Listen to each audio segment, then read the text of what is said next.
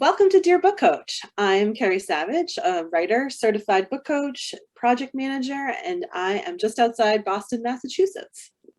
I'm Stephanie Detlefs, writer and certified book coach, and I am in Bellingham, Washington. And I'm Terry Thayer, writer, certified book coach, certified focusing professional. I live outside of Boulder, Colorado. This is a friendly advice space as you plan, draft, and revise your novel. In each video, we answer one question submitted by a writer like you with 3 different points of view, and you get to pick the advice that resonates with you. So this week's question is from Tessa. What is head hopping and why is it a bad thing? Stephanie, would you like to start us off? Yeah, I would love to go first. Yes, and since I'm talking first, I'm just going to go ahead and give a definition of head hopping in case anybody isn't sure what that question even is referring to. And Terry and Carrie, feel free to add more to my definition if you think of a different way to explain it. So think about like 10 people in a room and something happens. So head hopping would be bouncing between those people's perspectives on that event. You'd be looking through their eyes at different times, participating in their conversation, thinking their thoughts, that kind of thing. This is really different than a story told through multiple points of view. And that's a distinction that I want to make really clearly. The latter, telling a story through multiple points of view, is something that's intentionally chosen by the author and is done in an organized way that is obvious to the reader. Most often you see point of view switches happening by chapter, sometimes by section, and it's the voice shifts and everything else shifts with it. You're only looking through that one person's point of view. Head hopping happens when the writer isn't paying attention and isn't paying attention to the point of view that they've chosen.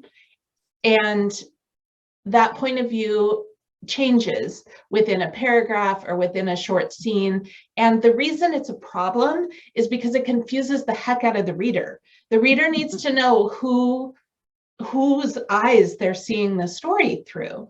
So and that's a big problem because a confused reader is going to put your book down, and that's not what you want.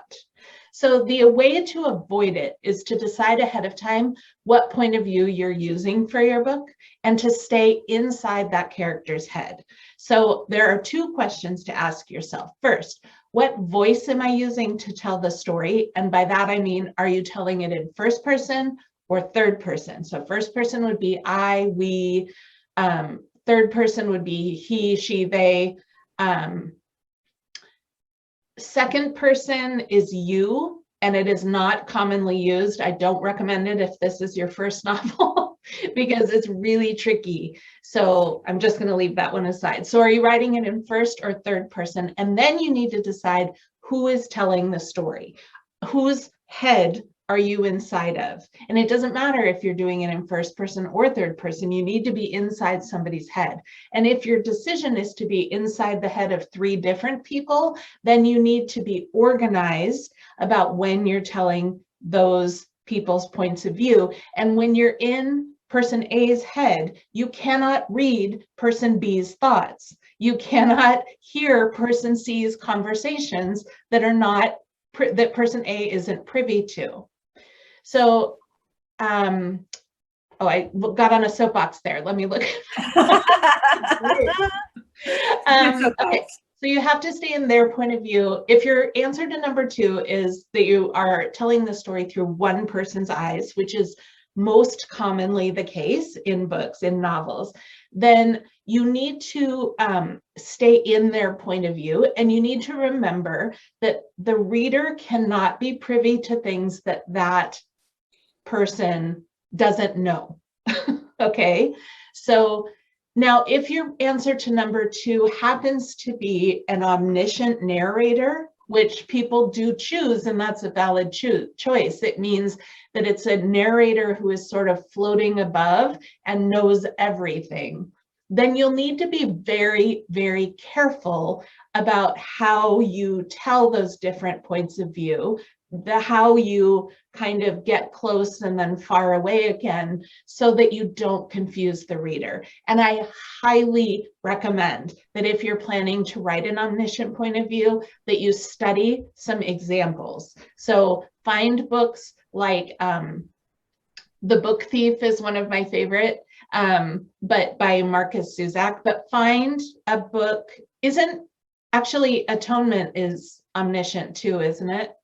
Yeah. Yeah. So I would recommend either Atonement by Ian McEwan or The Book Thief by Marcus Zuzak, and study it, break it apart, and see how these masters of it have done it, because it's really hard to do. So I am done talking, and I will pass on to Terry. I don't know that, what else can we say, Carrie? I think Yeah, I think you covered all our bases. There was a brilliant, description of head hopping.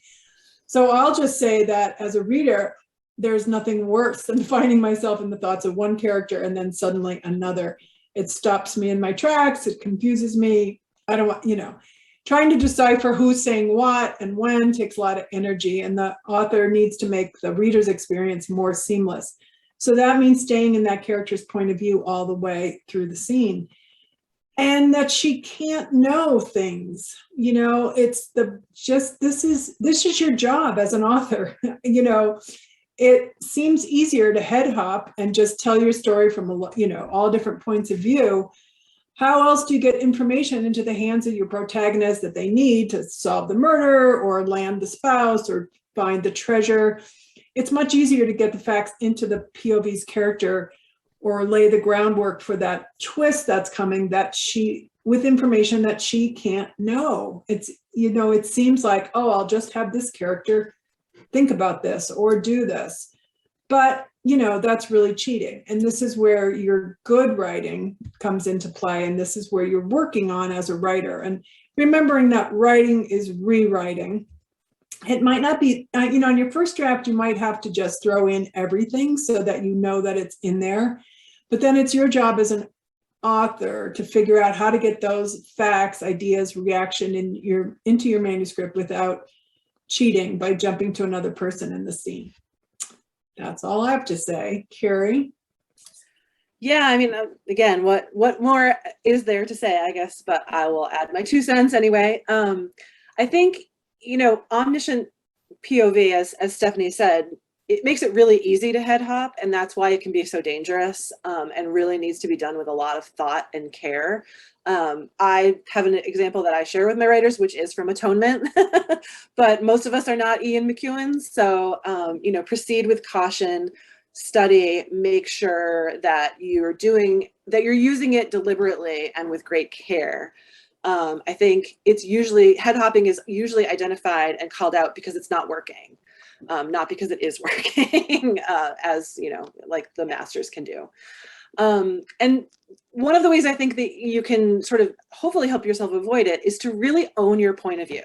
So I encourage my writers who've encountered this issue to think about putting on a particular point of view hat when they sit down to write. Is that kind of cheesy? Absolutely it is.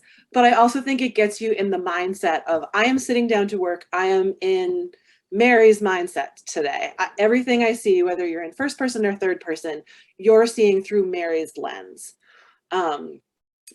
If you are tackling a project with multiple points of view, you can even label in your manuscript for yourself at the start of the chapter or the scene whose POV you're in, to again sort of have that reset, that mental reminder. It's not necessarily something that you're going to keep through your finished manuscript, but it can also just be a helpful cue if the name is there or there's a particular color or something. That you will remind yourself as you're going through, like, nope, even though I want to say this thing that might be from X person's perspective, I'm with Y now, and I'm going to have to get that across a different way. Think of the Game of Thrones books was one of my examples. For people who've read them, I know they're massive, but each chapter, there's a million points of view, right? Each chapter was named for the point of view character. And it's super simple. You know whose head you're in going in, and there's no head hopping. You're not jumping from one person's head to another, even though these scenes, might be the cast of thousands. All right, not that much, but you always know, and it puts you, the reader, in the right mindset as well. So that's just a simple thing to do. And as with everything, don't be afraid to interrogate your choices. Why do you want or need to be in this character's head? What is having multiple points of view, if that's the way you're going? What is that doing for your story? What is it, the purpose that it's serving? Understanding and owning your choices is difficult. It's hard work. And I think it's a thing that sometimes we can tend to shy away from because we feel like, oh, that's like being a little too critical or analytical. And what we're really being is creative.